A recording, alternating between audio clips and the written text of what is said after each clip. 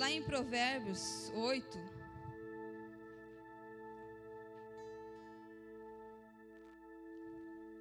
sempre é um grande privilégio estar ministrando a palavra de Deus. Sou grata a Deus por tudo que tem feito no nosso meio, no nosso dia a dia. A cada momento, desde o momento que abrimos nossos olhos, a presença dele sobre as nossas vidas. E o privilégio de estar podendo compartilhar uma palavra que ele tem falado ao nosso coração. Então está lá em Provérbios 8, 32 e fala assim.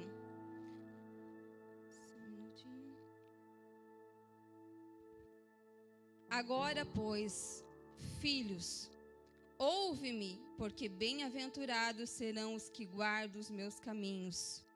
Ouve a correção, não a rejeite, e sede sábios. Bem-aventurados o homem que me dá ouvido, velando as minhas portas para o dia, esperando as obreiras das minhas entradas. Porque o que me acha, achará a vida, e alcançará favor do Senhor. Mas o que peca contra mim, violentará a sua própria alma. Todos os que me aborrecem amam a morte. E no decorrer desse versículo, ainda lá em Efésios 1, 4, 6, eu vou ler rapidamente aqui para o tempo. Porque Deus nos escolheu antes mesmo da fundação do mundo, para que sermos santos e irrepreensíveis na sua presença.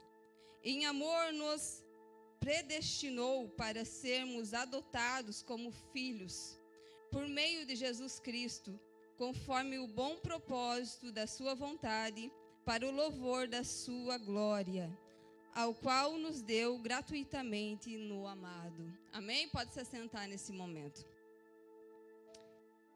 Há um tempo Deus já tem falado comigo um pouco a respeito disso, e ontem a gente fomos trabalhar em Brusque pela manhã e resolvemos dar uma volta ali na van. E chegando lá na van, meus olhinhos brilharam. O filme de Jesus estava lá no cartaz ainda, só que o horário para o filme era só às 8 da noite. Então pensa, né? Eu estava realizada porque eu ia aproveitar até às 8, mas o Anderson, que tem TDAH e todo o ABC possível, então a gente rodou a van, a gente rodou o 10, rodamos a FIP, ficamos quase 1 hora, quase dormimos no sofá do banheiro da FIP, porque é o único lugar que tinha sofá. Então pensa na festa ontem. E fomos na pracinha. E olham um para a cara do outro, e lá é uma nostalgia, né? Porque na pracinha de Brusque foi o lugar que eu mais levei meus filhos para brincar, para andar de patins, para correr. Daqui a pouco olham um para o outro, e aí?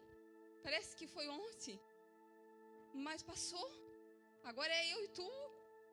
E a gente não sabe às vezes nem o que fazer, porque a nossa vida estava em redor dos filhos. E a gente precisa reaprender a se conhecer e a caminhar novamente e a entender alguns processos da nossa vida que tem horas que parece tão violento. Quando se trata de tempo, de filhos. Se você parar agora num instante, talvez você consiga passar um filme da tua vida na tua cabeça, e com certeza algumas imagens vão vir e vão parecer que foi ontem. Que você segurou o teu filho pela primeira vez nos braços, que você conheceu a pessoa que está do teu lado, e de repente hoje já passaram 10, 20, 30. E aí, o que é a vida na verdade? O que significa a vida de fato? Porque ao mesmo tempo que passa tão rápido, parece que perdemos tanto tempo também, fazendo coisas que às vezes não tem tanto valor como deveria. Perdendo tempo às vezes com tantas bobagens. Perdendo tempo às vezes com o que as pessoas pensam, não pensam a nosso respeito. E aí chegou o tal momento do filme. Aí fomos lá, né? Já chegamos antes, assistimos tudo. O Anjo já estava incomodado com o cara do banco de trás que estava encostando no banco dele, no cinema. E ele que demora, volta e meia ele me falava isso. E eu estava lá, já chorando com o filme, né? E ele ansioso para acabar. E assim nós somos diferentes. Mas cada um tem sua personalidade. para ser tratada e trabalhada por Deus. E durante o filme, vários gatilhos me vieram à mente. Não mais uma ferida que dói, mas uma cicatriz que, como eu falei para vocês outrora, parece que foi ontem. Parece que foi ontem que o Senhor me chamou. Parece que foi ontem que eu entrei na igreja pela primeira vez com 15 anos, sem acreditar em Deus. E chorei como criança. E desejei conhecê-lo de todo o meu coração. E mesmo com todo o meu orgulho, porque eu tinha 15 anos, era ainda uma menina, não sabia nada da vida, mas achava que sabia alguma coisa, morava sozinha. Vim para São João com a minha irmã, ela não ficou, então estava eu ali sozinha. Precisei passar por alguns desafios, precisei passar algumas necessidades. E às vezes até mesmo, não por mal, mas para que eu conseguisse olhar para trás e entender que muitas vezes nós ficamos reféns de pessoas e de algumas circunstâncias tão dolorosas na nossa vida, que nós nos esquecemos de enxergar o todo. Esquecemos de enxergar aquilo que realmente nós temos. Porque a construção da tua vida nunca vai estar baseada num fato. Não vai estar baseada em um momento que você viveu traumático. Existe um todo para que a tua vida chegasse até o ponto que está hoje. O que eu quero te dizer? Você pode dizer, pastor, você não conhece a minha história. Não, realmente eu não conheço. Mas tem um Deus que conhece, não apenas conhece, antes mesmo que você nascesse. Diz a palavra que Ele te escolheu nele, antes da fundação do mundo, para que você seja bênção. O Senhor te escolheu para que você viva a vontade de Deus sobre a tua vida. E você pode me dizer, pastora, eu não fui criada pelo meu pai, nem pela minha mãe, mas teve alguém que se levantou e cuidou de você. Mas teve alguém que não te deixou faltar comida. Mas teve alguém que batalhou por você do jeito que podia. Porque nós somos bons em cobrar demais. Mas muitas vezes nos esquecemos que nós também ferimos. Nós também, só que muitas vezes nós não nos lembramos do que fazemos aos outros. Porque muitas vezes queremos a atenção e provar algo para alguém que de repente lançou alguma palavra sobre a nossa vida. E eu lembro da grande dificuldade que eu tinha para liberar perdão. Eu entrei numa verdadeira luta com Deus, quando o assunto era perdoar. Porque eu não achava justo. Porque eu tinha milhares de argumentos. E aí a cena de Jesus com Pedro me pega, quando ele tenta se defender e dizendo, quantas vezes eu devo perdoar, Senhor? Querendo um número para justificar a sua falta de perdão. E Jesus fala 70 vezes 7. É infinito. Mas isso é tudo para o nosso próprio bem. E por que nós, cristãos, sempre voltamos a essa tecla do perdão? Eu lembro que quando assim que eu me converti, lutava com Deus sobre o perdão, parecia que toda a mensagem estava lá o pastor fulano, ou seja, quem falando a respeito do tal do perdão. A palavra nos diz que a misericórdia de Deus se renova todas as manhãs. Isso significa que eu e você precisamos do perdão dele todos os dias da nossa vida. E assim como nós precisamos do perdão dele, nós também precisamos perdoar. O perdão sempre vai ser uma raiz na vida do cristão. E quando perdoamos, nós abrimos um leque para o nosso entendimento. Nós passamos a enxergar o outro de uma forma diferente. Você passa a não olhar mais apenas para aquela palavra, para aquele momento, mas você entende, poxa, é o meu pai. Poxa, batalhou para criar 7 filhos. Conheço tão pouco sobre ele. E quando eu pedi perdão ainda por telefone, eu tinha grandes problemas com meu pai. Ele me falou uma palavra que eu nunca esqueci. Ele me disse, filha, eu perdi os meus pais ainda quando eu tinha 12 anos e precisei dar conta de uma família de 12. Logo em seguida a mãe foi embora também. Meu maior medo da minha vida era vocês passar fome. Por isso tanto estresse, por isso tanto sofrimento. Será que a gente tem essa visão de conseguir olhar para o outro mais fundo do que simplesmente aquilo que nós enxergamos? Será que a gente consegue liberar? E não só liberar, é estender as mãos, é ajudar, é viver algo novo da parte de Deus através da tua própria atitude. Porque eu vivo hoje um relacionamento lindo com meu pai. Se eu ligar, a gente fica 2 horas conversando. Mas se eu ficar presa no passado, eu jamais viveria o que eu vivo hoje. E eu jamais seria quem eu sou hoje. E Deus me traz à memória o momento que eu me converti. E quantas coisas mudaram na minha cabeça, na minha forma de pensar. O Senhor me resgatou, assim como Ele chamou os seus discípulos um a um. Cada um com sua limitação. Jesus chamou as pessoas mais improváveis possíveis. Jesus chamou Mateus, cobrador de imposto, Pedro, sanguíneo, e tantos outros, mas não é sobre os discípulos que eu quero falar hoje. O que eu quero falar hoje é sobre você. Quem você era quando Jesus te chamou? Quem você era lá atrás? Porque de fato a gente demora a perceber as mudanças que acontecem na nossa vida, mas sim, de fato elas acontecem. Quando você chegou ao altar e falou: Senhor, eu te aceito como meu Senhor e Salvador. Nesse momento uma chave enorme foi virada sobre a tua vida. Porque você não seria mais filho ali, mas ali você estava sendo tomado por Deus.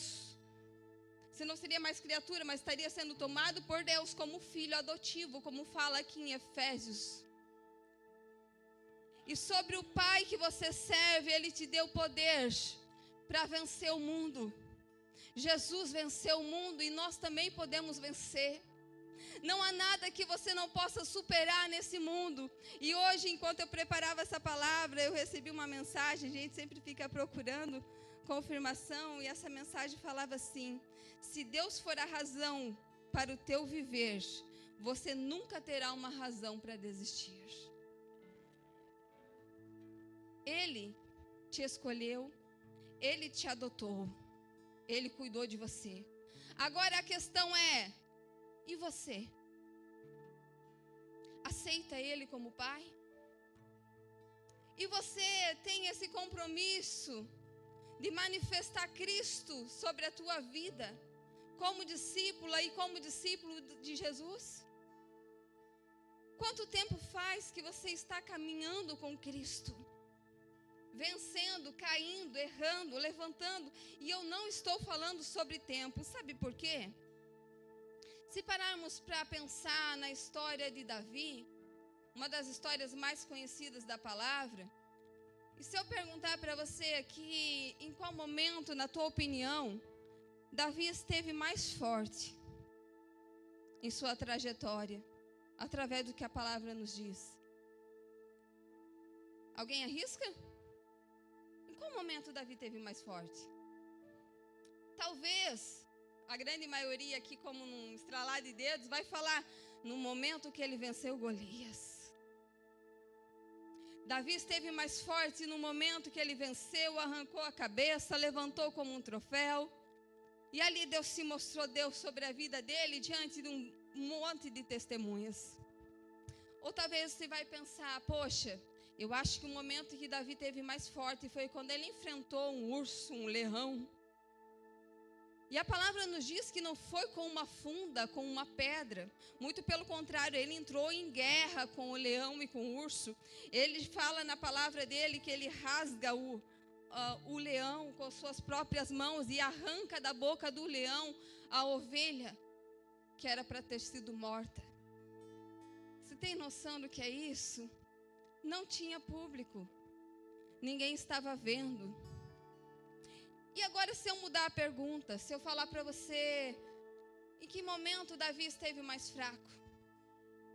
Eu acho que a maioria de vocês vai dizer num momento que ele está no seu palácio.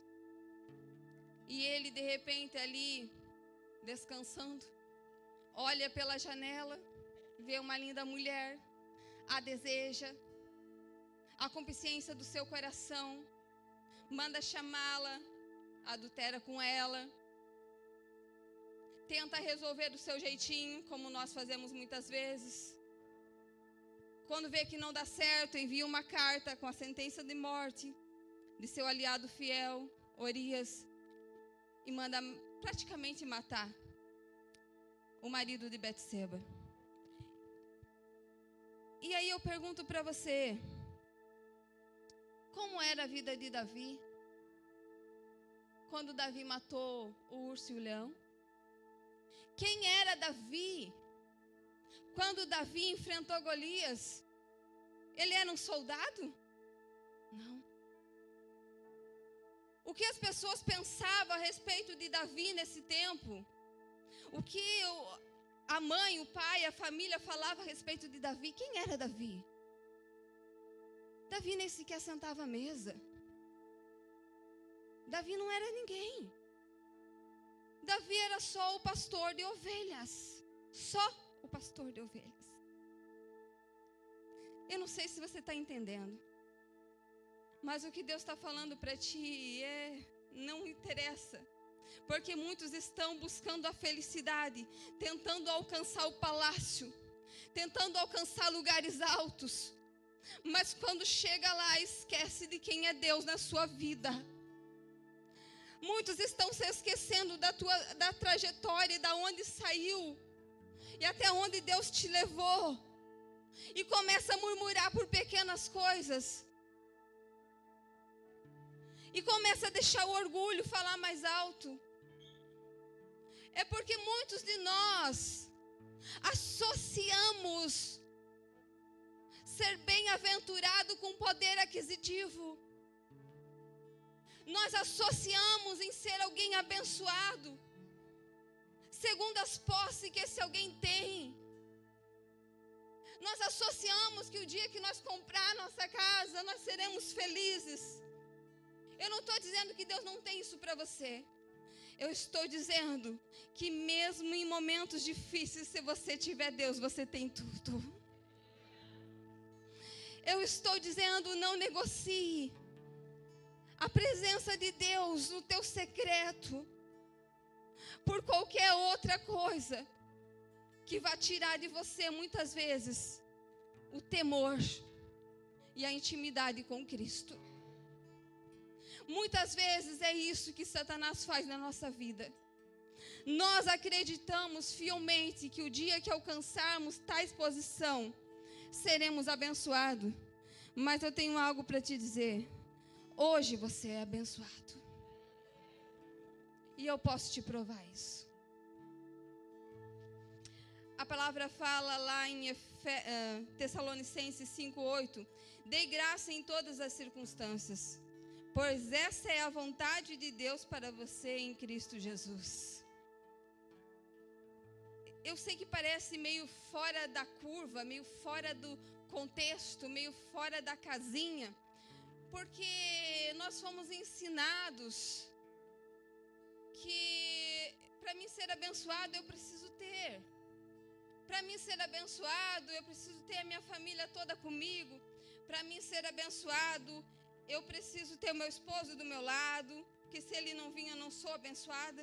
E na verdade você não precisa de nada lá fora, ou seja, lá onde for, porque é tu e Deus. A salvação é individual. E você precisa simplesmente dizer, eu só preciso de ti, Senhor. As outras coisas me serão acrescentadas.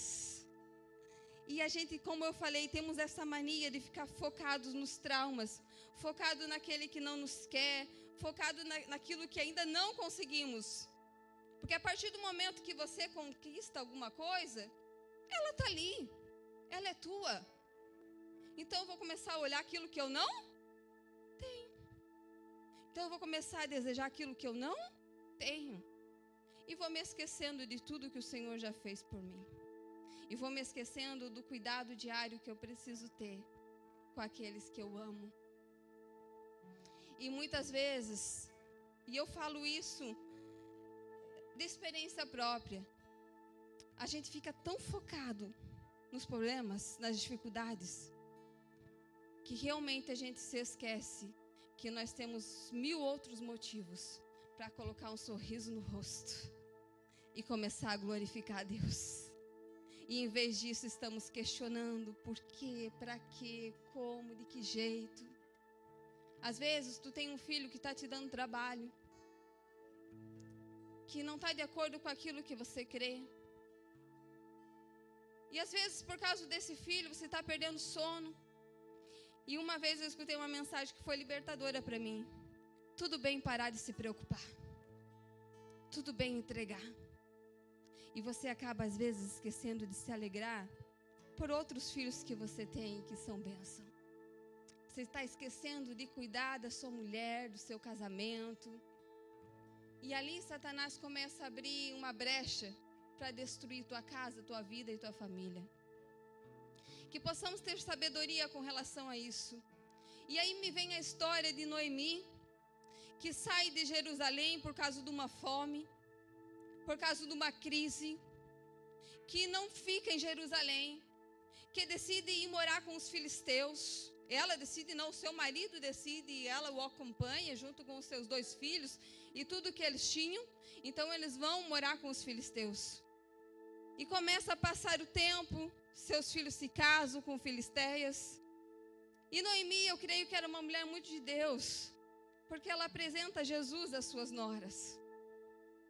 E as suas noras começam a conhecer a história de um Deus vivo e um Deus verdadeiro, de um Deus fiel, de um Deus que fez isso, que fez aquilo. E eu imagino Noemi contando as histórias a respeito de Deus para suas noras. Mas chega um dia em que seu marido morre. Um tempo depois, um filho morre, o outro filho morre. Então ela está viúva e sozinha. E já não há mais alegria no coração de Noemi. Noemi conhecia Deus? Conhecia. Mas já não havia mais alegria no seu coração. Então ela olha para suas noras e diz: volta para suas famílias. Me deixa aqui, eu já estou velha. Noemi perdeu a vontade de viver. Até que Ruth a diz: eu não te deixarei. Eu voltarei para Jerusalém contigo. Aonde você pousar, eu pousarei. O teu Deus será o meu Deus.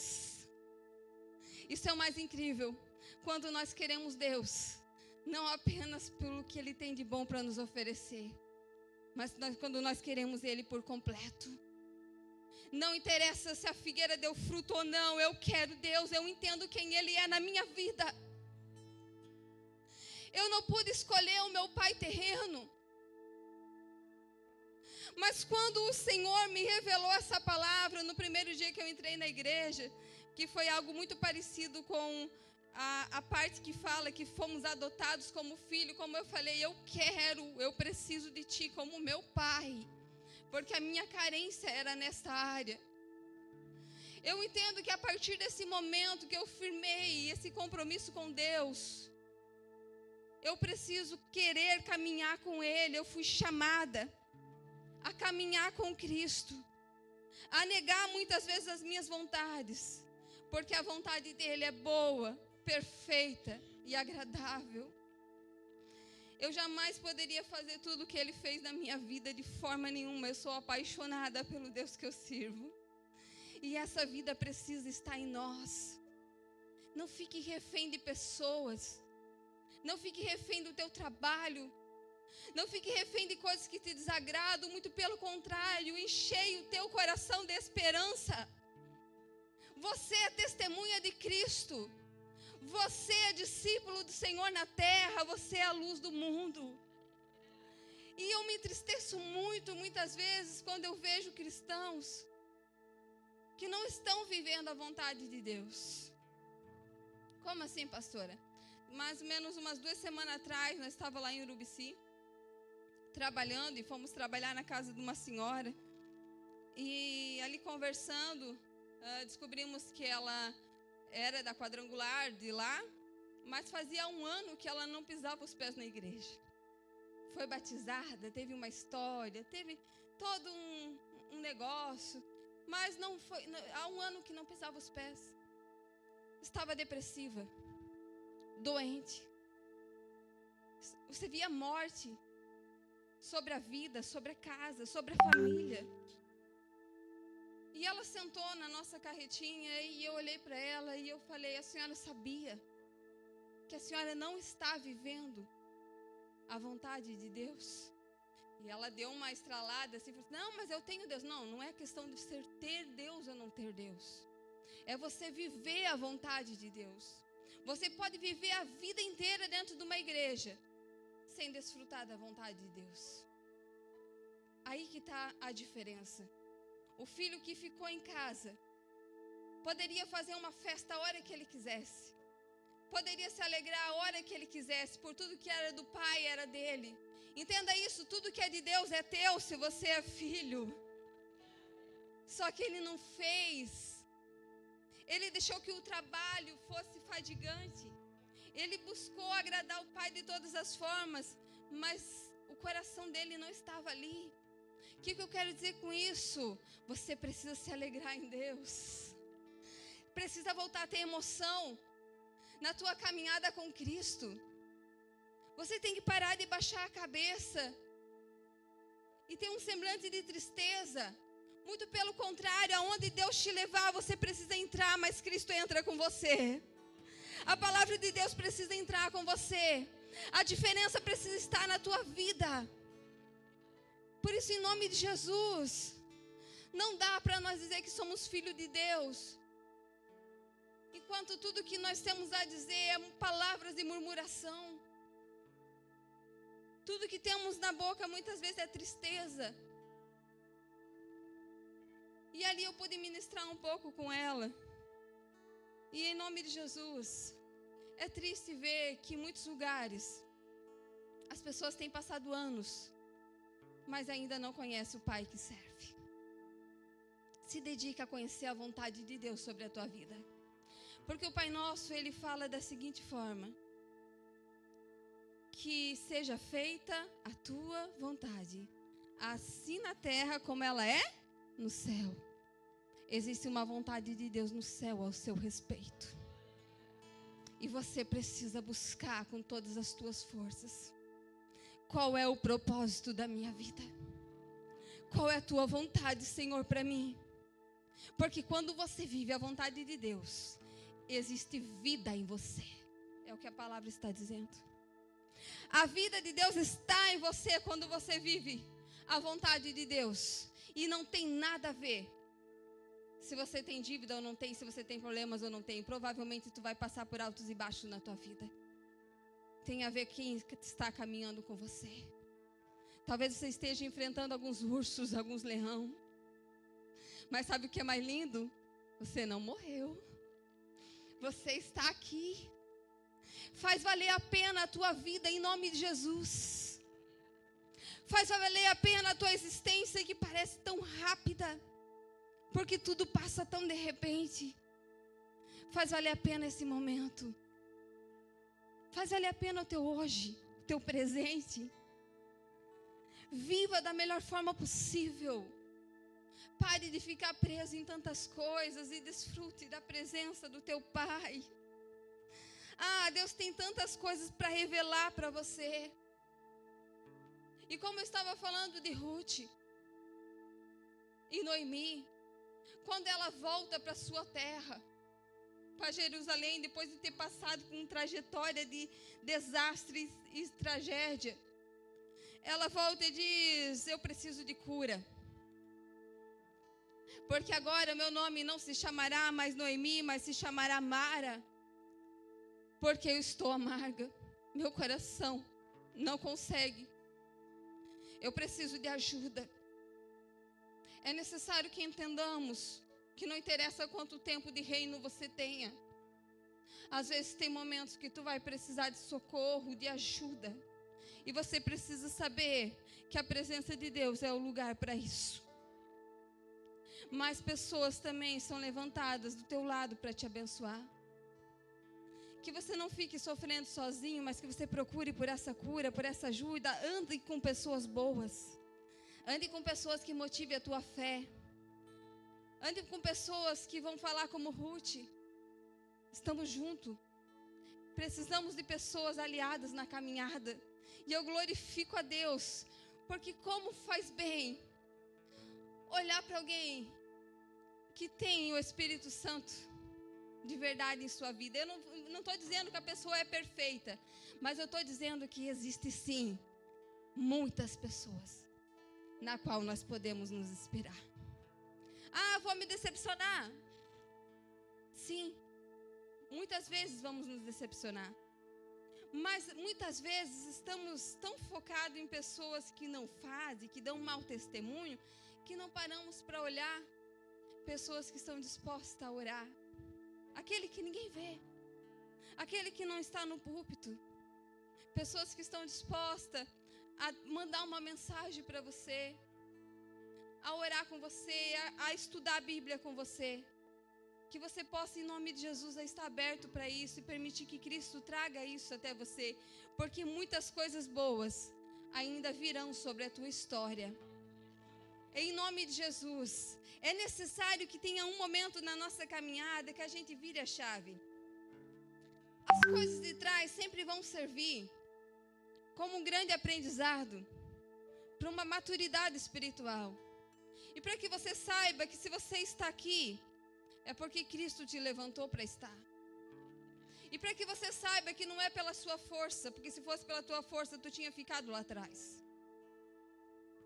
E quando você estiver aqui, você precisa olhar para trás e dizer: esqueço-me das coisas que para trás ficam, como Paulo falou, e prossigo para o alvo, que é Cristo Jesus.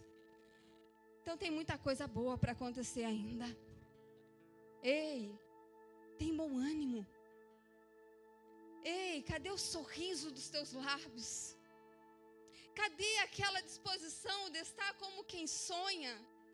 Afinal de contas, nós servimos a um Deus forte e poderoso, que não tem nada que Ele não possa vencer. Não há enfermidade, não há crise financeira, não há nada que o nosso Deus não possa fazer por nós. Mas precisamos simplesmente deixar às vezes o barco e dizer: deixa eu andar nesse mar.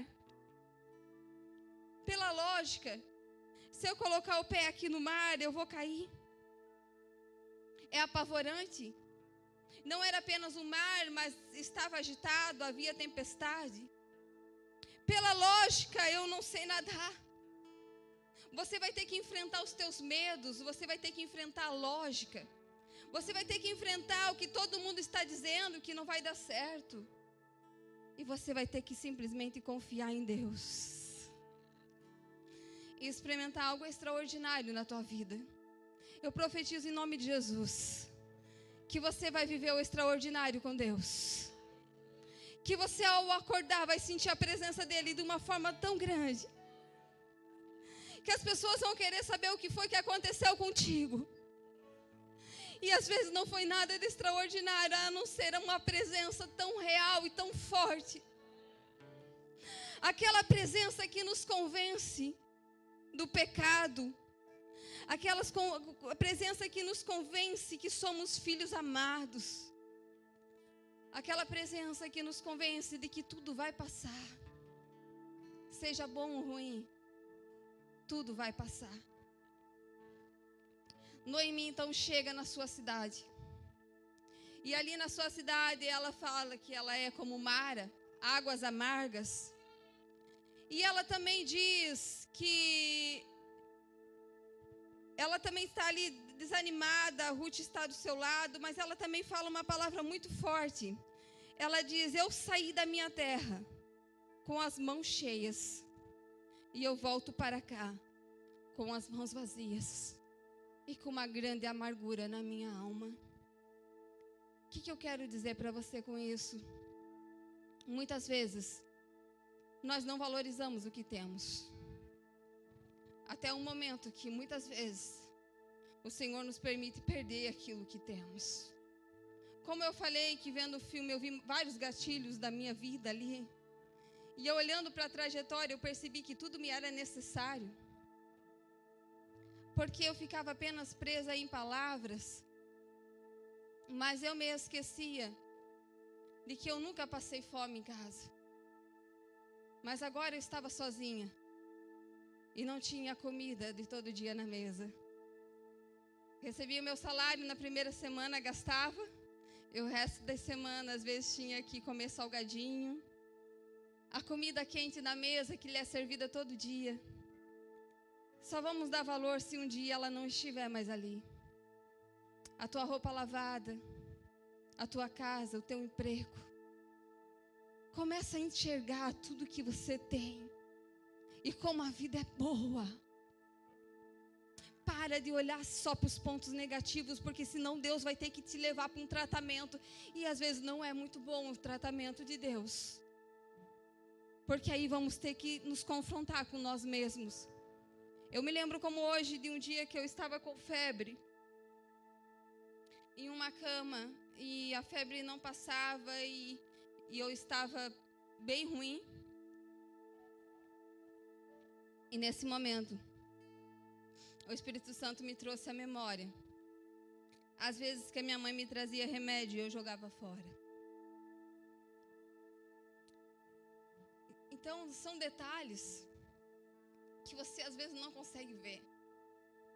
Quem sabe você possa dizer, poxa, mas a minha vida está tudo errado. E muitas vezes levamos um choque quando enxergamos pessoas que estão debilitadas, ou numa cadeira de roda, no hospital, enfrentando guerras terríveis. E nos esquecemos do quanto nosso Deus é bom por nós. Sobre todas as circunstâncias, louve a Deus. A gratidão produzirá para vocês algo incrível. Por isso, tira essa ansiedade do teu coração. Tira esse medo de tudo. E que você possa receber um espírito de ousadia da parte de Deus. Que você consiga sentir alegria mesmo antes de receber. Que você viva os melhores dias da tua vida. Que você tenha essa esperança, porque a nossa esperança é Cristo. E mesmo sobre essa terra, o Senhor é fiel para com a nossa vida. Quando uma porta se fecha e você se aborrece, de repente, quando você menos espera, outras portas se abrem. E você fica, meu Deus, isso é fidelidade. Seja fiel com o Deus que você serve. Conheça o Deus que você serve e a palavra está aqui para isso. Hoje à tarde eu me impressionei porque eu fui procurar a respeito da vontade de Deus e tem inúmeros versículos na Bíblia. E alguns eu até anotei porque eu falei, eu preciso disso. A gente ouve muito a respeito disso, mas às vezes nos foge a memória. Às vezes eu não estou minimizando a tua dor, mas eu estou dizendo que você precisa sim ser alegre, feliz, constante na presença de Deus, independente das circunstâncias. Porque circunstâncias mudam o tempo todo, mas o Deus que você serve não. Por isso, em nome de Jesus, guarde a sua fé. Porque a palavra nos falou aqui no versículo que a gente lemos, feliz é o homem que está às portas esperando aquele dia. Eu e você precisamos desejar esperar o dia do Senhor. Um dia o nosso Pai vai voltar. E nós vamos voltar para casa. Mas nem por isso você não tem que viver aqui desfrutando do melhor que você puder. Pastor, o melhor que eu posso é um arroz com ovo. Glória a Deus. Melhor nutriente que tem é o ovo. Tu vai descobrir isso depois. Quando a gente vai fazer uma dieta, vai procurar o ovo, é o melhor alimento que existe. E você despreza o ovo, mas está lá, é o ovo o melhor que tem. Aí a gente fica olhando para outras coisas. Mas é o básico que funciona. A vida com Cristo é simples. Você não precisa ser eloquente ou saber falar muitas coisas. Mas você precisa simplesmente, no teu secreto, na tua intimidade, dizer, Pai, senta aqui. Eu preciso conhecer a tua vontade. Eu preciso entender o propósito para o qual o Senhor me chamou. Me molda segundo a tua vontade. Trabalhe em mim segundo a tua vontade. E que nós possamos, em nome de Jesus, entender sobre o que é a cura de Deus. E Ele está aqui para nos curar sempre, sempre. E quando fala de mar, águas amargas, já estou encerrando. Você pode se colocar de pé. Quando fala de Mara, águas amargas, eu me lembro da passagem em que os filhos de Deus estavam no Egito, caminhando e eles sentiram sede. E de repente eles pararam num lugar onde tinha um poço de águas. E eles foram beber dessas águas eram amargas. E eles logo começaram a murmurar. Como pode agora nos oferecer uma água amarga, que não dá para beber? E eu fui estudar um pouco sobre isso. Essas águas eram amargas, porque no fundo desse poço havia algumas plantas medicinais. Ela era potável, ela poderia ser bebida. E na verdade descobriram que ela curava muita coisa, ela ajudava em muita coisa.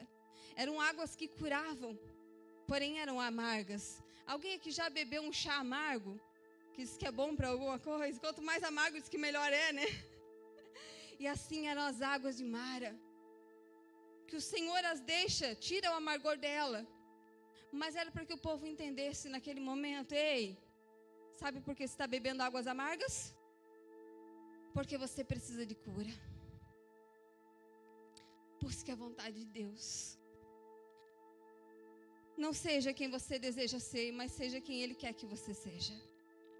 Em nome de Jesus, feche os teus olhos nesse momento.